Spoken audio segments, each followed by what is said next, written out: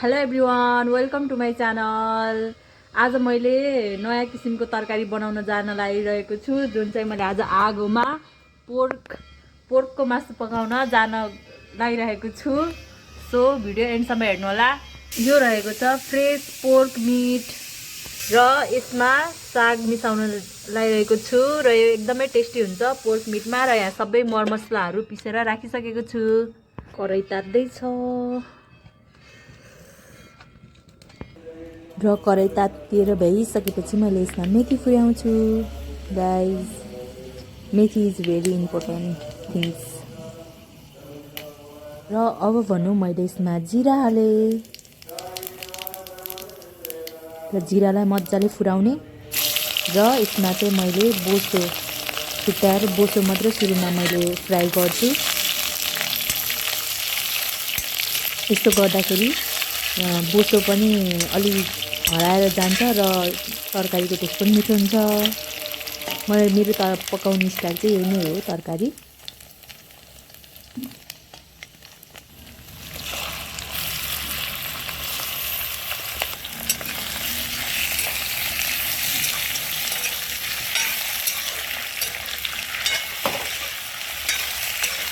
र यसलाई चाहिँ मजाले फ्राई गरेर पकाउनु पर्ने हुन्छ।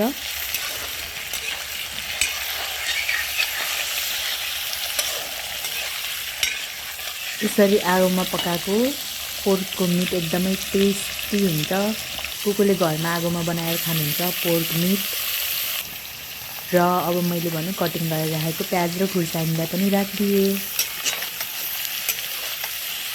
यसलाई मजाले फ्राई गर्ने, ब्राउन कलर हुँदासम्म।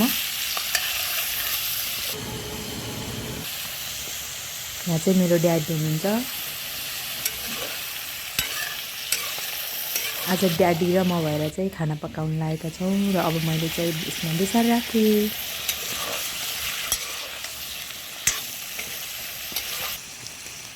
र स्वादअनुसार नुन पनि एड गर्ने।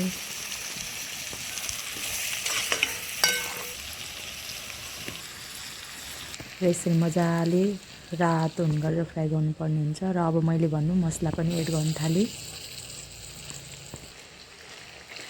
हेर्दै खाउँ लाग्दो भइसक्यो तरकारी।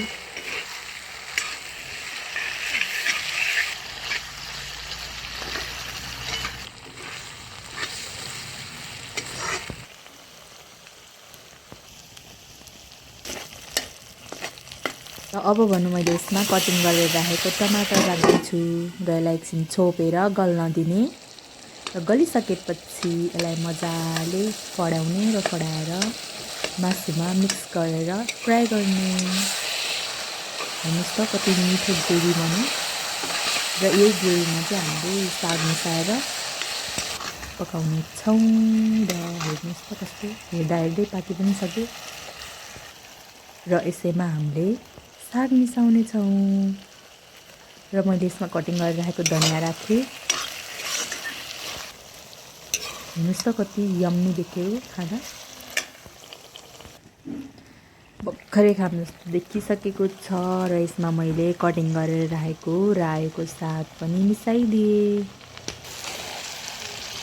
वाउ,